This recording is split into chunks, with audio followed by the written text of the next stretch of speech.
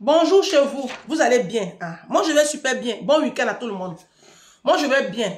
La dernière vidéo que j'ai faite là, vous qui êtes sur TikTok là-bas en train de sauter puis gesticuler comme des sauterelles là, ça c'est vous qui voyez. Dès qu'on parle de la Côte d'Ivoire net, vous tremblez comme si on avait touché à vos grands-parents.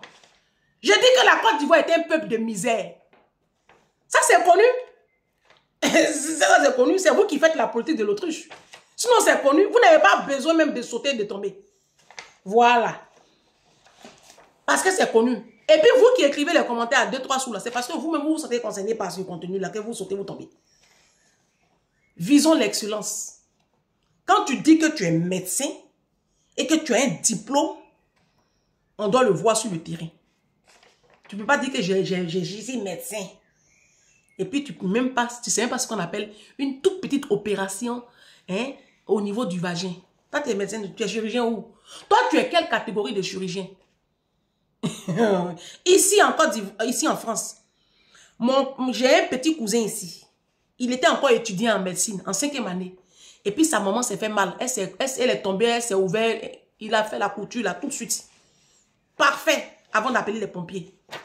Il a cousu lui-même, il a pris sa trousse, il a fait la couture. C'était nickel. Puis qu'ils ont appelé les pompiers, puis ils sont allés à l'hôpital.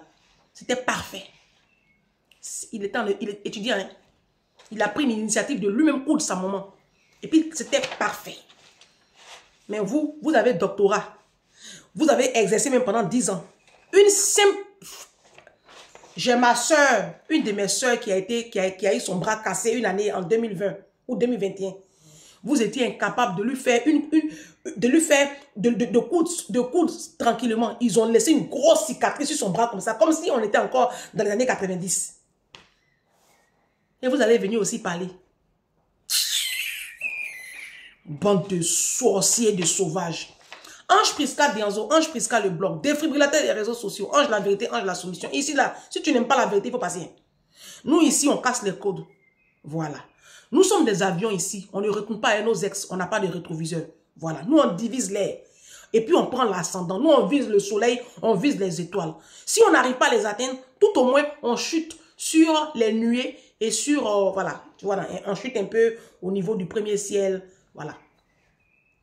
Ici, là, on réfléchit. Voilà. Nous, ici, on pense. Ici, on n'est pas là pour s'attarder sur le sexe, sur le matu vu, sur les styles vestimentaires. On s'en fout de ça. Ça ne construit pas une nation. Voilà. C'est pas style qui construit une nation. C'est pas BBL, c'est pas les styles, les faux ongles. C'est pas make-up qui construit la puissance d'une nation. La puissance d'une nation ne se construit pas avec tous vos merdes qu'on a sur les réseaux sociaux là. Allez voir TikTok des Chinois et des Coréens. Vous allez voir comment on construit une nation. On construit une nation avec les capacités intellectuelles de sa jeunesse. On bâtit ses enfants. Et c'est comme ça on respecte les nations. Voilà. Donc vos défilés, vous faites sur les réseaux sociaux là. Ça ne peut rien créer dans le potentiel des pays africains. Vous ne faites que distraire la population et induire notre jeunesse en erreur, à la dérive. Parce que quand nos jeunesses là, ils vous voient en train de vous pavaner sur les réseaux sociaux avec les marques, les styles là. Eux, ils pensent que vous avez travaillé pour avoir ça. Entre temps, vous allez donner votre derrière, vous allez vous prostituer, sortir avec les chefs d'État, les hommes des médias, les ministres, les gros dealers de drogue pour avoir le statut que vous avez. Et puis vous emmerdez les gens et ça sur les réseaux ici. Donc nous ici, on n'est pas dans cette logique. Nous ici, on prône l'excellence. On fait des challenges. Ici, c'est les challenges. Opération vider les maisons. Opération je lis un livre tous les 2 mois. Opération je supprime mon découvert bancaire et j'épargne au moins 5% de mes revenus tous les mois. Opération je sécurise la vie de mes enfants. J'éduque mes enfants. Opération je passe mon permis de conduire et je l'obtiens en 2024.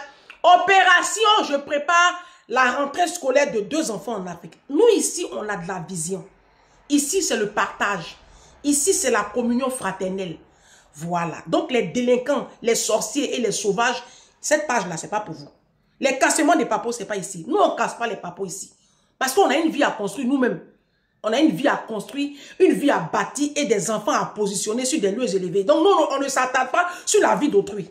On n'a pas le temps de ça. Donc, ici, là, quand tu viens pas pour écouter cassement des papos.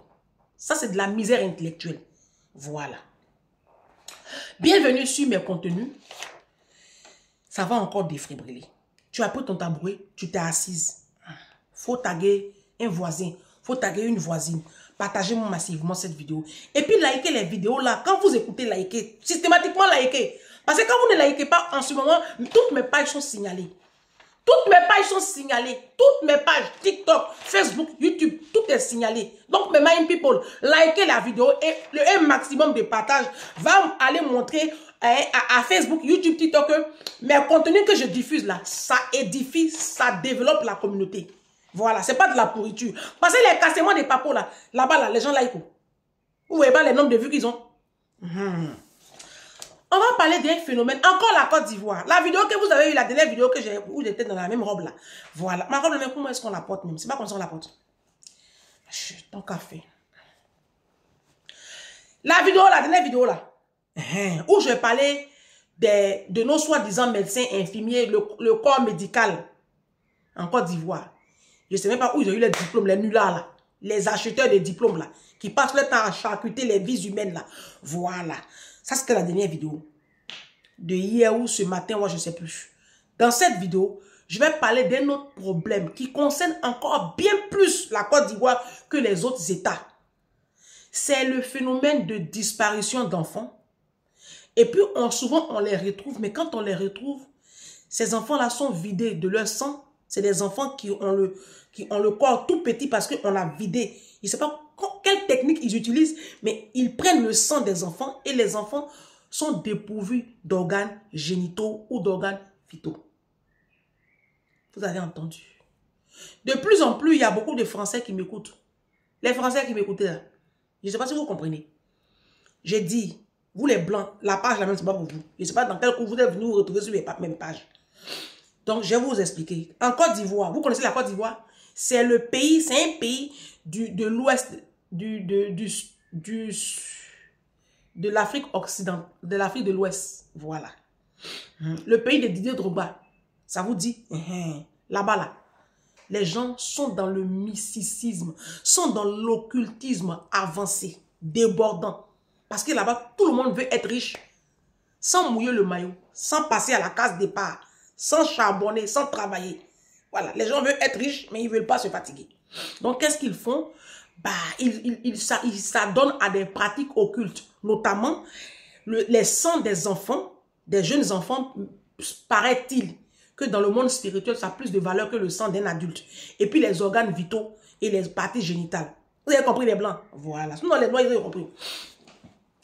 Vous les Blancs, vous perdez mon temps comme ça. Pour vous expliquer les choses là, on a trop tourné. La vidéo là, c'est pas pour vous. Hein? Bon, donc, voici le problème qui se passe en Côte d'Ivoire. Bon, pas dernièrement, depuis un bon moment. Et je reçois tellement de vidéos que j'éviterai de vous montrer ici. Où les enfants disparaissent. Alors, le phénomène d'enfants qui disparaît, ça n'a pas commencé sous le pouvoir d'Alassane. C'est pas maintenant que ça a commencé. Moi, j'étais encore toute petite à Korogo et puis on entendait souvent Den Tununa, Den Tununa, Den Tununa. Aujourd'hui, comme il y a les réseaux sociaux, et vous savez que les réseaux sociaux, les informations vont vraiment à la vitesse de la lumière. C'est pour cela qu'on a l'impression que c'est un phénomène qui est apparu maintenant. Non.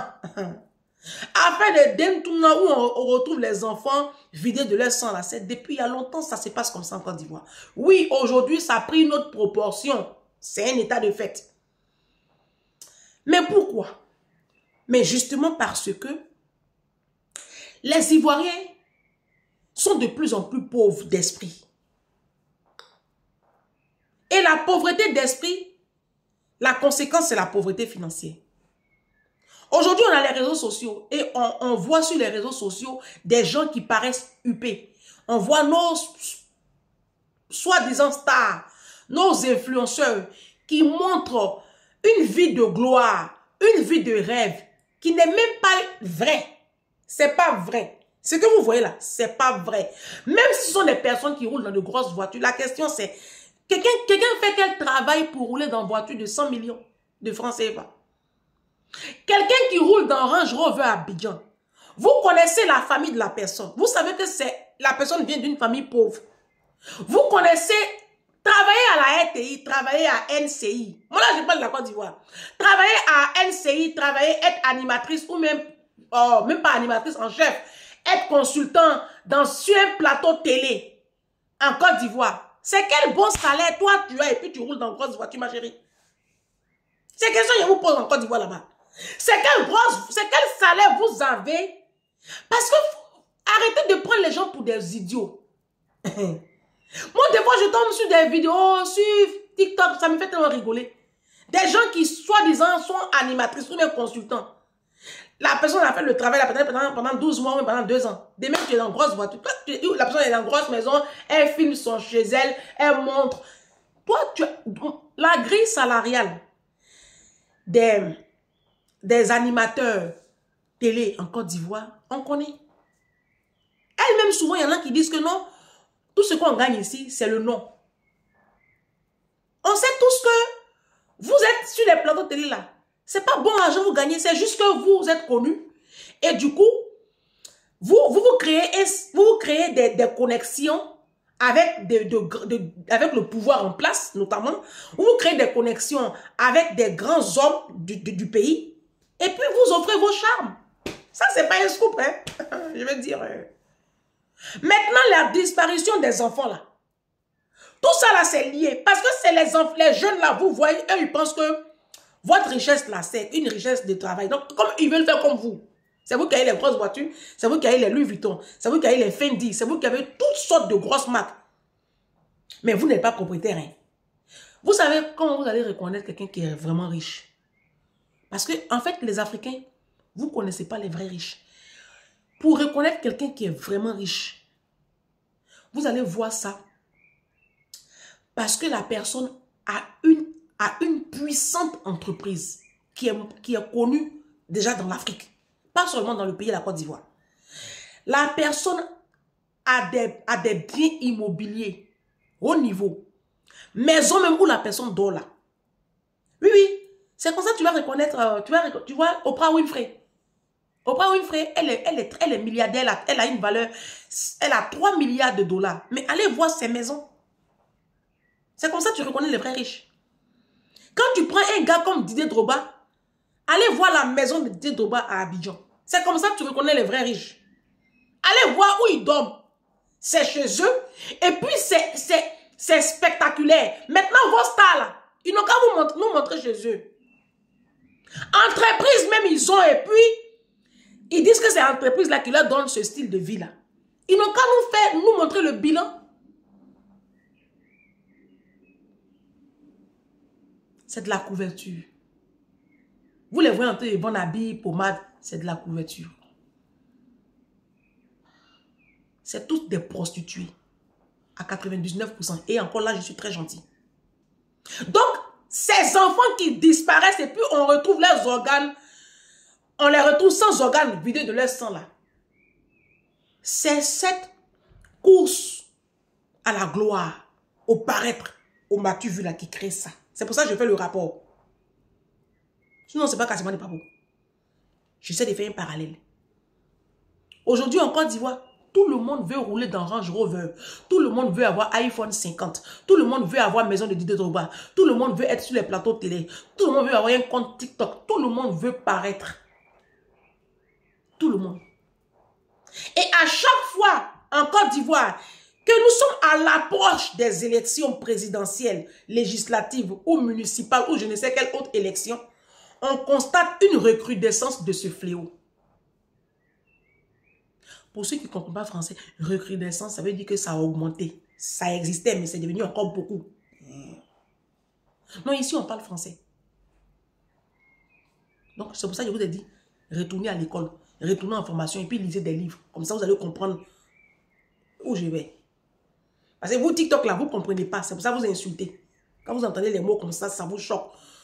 Allez à l'école. TikTok, allez à l'école. L'école est bonne. Moi-même qui vous parle, j'ai 43 ans, je suis retourné à l'école. Donc vous aussi, vous pouvez retourner à l'école. On n'a pas fermé la route. Bref, je fais le parallèle. Donc, il y a la recrudescence des enlèvements d'enfants et on les retrouve souvent, quelques jours après, on retrouve ces enfants-là vidés de leur sang humain. Le sang, Je ne sais pas quelle procédure ils utilisent, mais les enfants sont vidés de leur sang. Et puis, la partie génitale a été vraiment découpée. Que ce soit un petit garçon, une petite fille, ça a été vraiment bien découpé. Et puis, ils n'ont plus de cœur, ils n'ont plus de foie, ils n'ont plus de reins, ils n'ont plus d'organes vitaux. Ils ont tout enlevé. Ils prennent ça pour faire du charlatanisme, des médicaments pour avoir une certaine position dans les élections. Ou bien avoir, parce qu'après les élections, il y a les nominations qui suivent. Donc, tout ça, ça va ensemble. Donc, chacun cherche son petit sang juvénile parce que son marabout demande ça. C'est quoi ce peuple? Seigneur Jésus, ça c'est quoi? Ça c'est quoi? On est en 2024. Vous voyez comment on réfléchit encore? Ici en France, les petits jeunes là, ils sont à l'école. Ils se font former. Oui, ils se font former. Leurs parents bâtissent leur vie. Les parents des petits Français là, ils savent qu'à un certain niveau, arrivé à un certain moment, l'enfant aura besoin de leur soutien. Donc, qu'est-ce que les parents français font?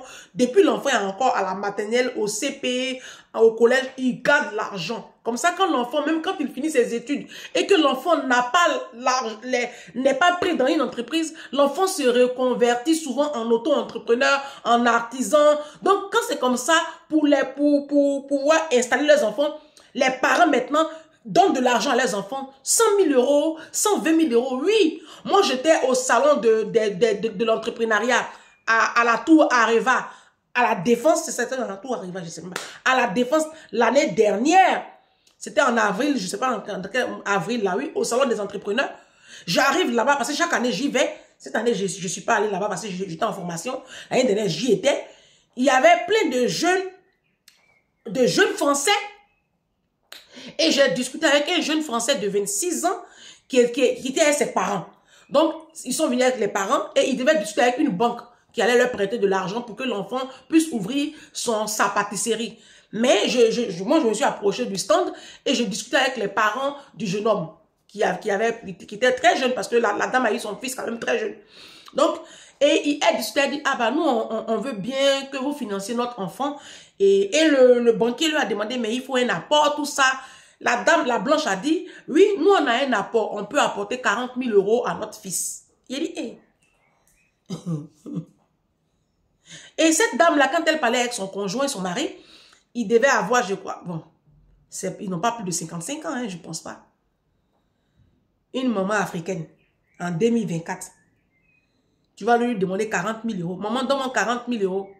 Je vais faire apport à ma...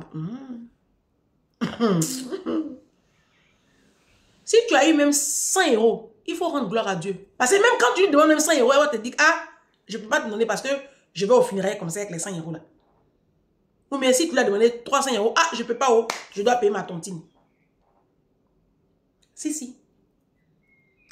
Tu vas demander l'argent à ton papa. Ah, papa, il faut me compléter, j'ai acheté ma voiture. Il va te dire, je n'ai pas l'argent. Le mois qui suit, tu entends qu'il a offert une voiture à sa maîtresse. Ah, vous m'avez entendu. Mais il a ouvert Spa. Hein? Tu vas demander l'argent à ta maman. Maman, passe-moi 1000 euros. J'en ai besoin pour faire une activité. Elle va te dire, elle n'a pas. 2 mois après, tu entends, elle a fait venir un homme d'Abidjan. Oui, elle a payé pour qu'un homme vienne coucher avec elle. À 60 ans là, c'est là, elle a envie de coucher. Au lieu de prier, de jeûner pour ses petits-enfants. Tu vas demander l'argent à ta maman. Elle va te dire, elle n'a pas l'argent là. Tu vas aller lui rendre visite. 2 semaines après, tu vas trouver un nouveau sac Louis Vuitton qui est accroché là-bas sur la poignée de la porte. Ça, c'est les parents africains. Leur priorité, ce n'est pas leurs enfants. C'est eux d'abord. Les blancs, leur priorité, c'est leurs enfants. Donc, quand blanc met enfant au monde, là, il commence à mettre la reine de côté parce qu'il sait que demain, l'État ne peut pas employer tout le monde. Il arrivera un moment où leurs enfants seront peut-être sur le carreau. Et dans ce cas-là, maintenant, eux, ils rentrent en action. Ils financent les projets de leurs enfants. C'est à cause de ça Dieu leur a donné les commandes de ce monde. Et puis nous, on va venir nettoyer leur parterre, leur train, changer couche de leurs personnes âgées, laver leur bébé. Ça, c'est le rôle que Dieu nous a assigné. Parce que nous sommes un peuple de nullards et de misère. Donc, tant qu'à faire. La royauté au roi, la misère aux esclaves. Si, si. Nous sommes un peuple de misère. Parce qu'on n'a pas encore compris qu'on doit, quand on est parent, avoir une certaine discipline pour bâtir ses enfants. Le jour où on va comprendre ça, là, Dieu va nous positionner. Pour le moment, on est en bas. Les enfants que vous enlevez pour enlever leurs organes, leur sang, là, ce n'est pas la solution. Ce n'est pas comme ça qu'on va construire l'Afrique. Parce que c'est méchant. C'est très méchant ce que vous faites en Afrique. Vous êtes un peuple de misère, vous les Ivoiriens. Vous n'avez même pas de cœur. Très chers parents, surveillez vos enfants. C'est le lieu ici de vous interpeller. Quand on fait des enfants, on ne les laisse pas aller seuls à l'école. Sous prétexte que nous-mêmes, on allait seuls à l'école. On allait seuls à l'école là. Pendant que nous, on partait seuls à l'école là, vous savez combien d'enfants ont disparu à l'époque aussi? Moi, je me rappelle quand j'avais encore 12 ans, 11 ans, j'entendais Dentouna dans les rues de Korogo. Des enfants qu'on n'a jamais retrouvés.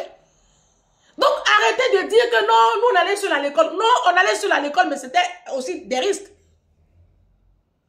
Vous ne pouvez pas faire des enfants et puis vous n'avez pas l'argent de prendre une personne pour accompagner vos enfants à l'école. Ici, à la diaspora, vous faites ça. Vous laissez vos jeunes enfants aller seuls à l'école.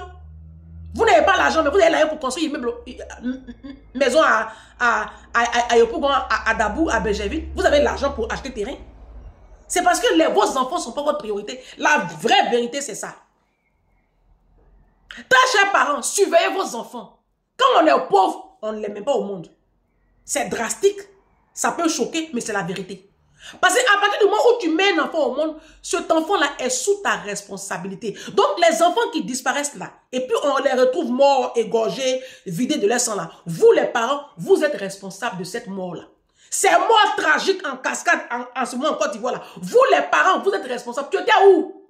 Quand on prenait ton enfant là, tu étais où? Très chers parents, vous les pères, vous, c'est une cause perdue. Maman, tu as porté ton enfant 9 mois, tu étais où? Tu peux engager les services d'une jeune fille à qui tu vas donner 40 000 francs, elle va s'occuper de ton enfant. Vous allez vendre sur le marché, vos enfants traînent dans les rues. Ils vont les enlever pour enlever les sangs. Maintenant, au chef de l'État, c'est un problème sérieux. Je pense que nous sommes dans un pays de droit, aux dernières nouvelles. Donc, Alassane, Papa Ado, il faut prendre ce problème-là à bras le corps. Parce que j'entends les sons, c'est pas que j'ai pas envie de parler. Prends ce problème-là à bras le corps. C'est un véritable problème de société qui est en train de ternir l'image de la Côte d'Ivoire devant la face du monde. Hein? Ça, c'est quel pays? Côte d'Ivoire même, il n'y a pas bon nom. Il n'y a pas un jour où tu vas faire vidéo sur Côte d'Ivoire et puis tu vas jubiler. Toujours, c'est de la misère. Toujours, c'est de l'inquiétude. Toujours, c'est de la sauvagerie. Si ce n'est pas drogue, cassement des papos, si ce n'est pas prostitution, si ce n'est pas youbi, je ne sais pas ce qui se passe dans ce pays-là. Je ne sais pas. Côte d'Ivoire, je ne sais pas. Moi, je ne suis même pas pressé même de retourner en Côte d'Ivoire. Parce que je ne sais pas. J'ai été bloqué là-bas par le Covid en 2021. On m'a bloqué 2 semaines avant de revenir en France. J'ai perdu 5 kilos. Tellement je déprimais. J'étais pressé de revenir dans la civilisation. Quand mon avion a atterri à Charles de Gaulle, de toute façon, j'ai dansé. On dirait que j'ai croisé Jésus. On dirait que je suis arrivé au paradis. Mais c'est terrible, c'est grave. C'est grave. Quand on me recale dans mon pays et que je perds 5 kilos pour ça, c'est très grave. C'est très grave. Eh Jésus.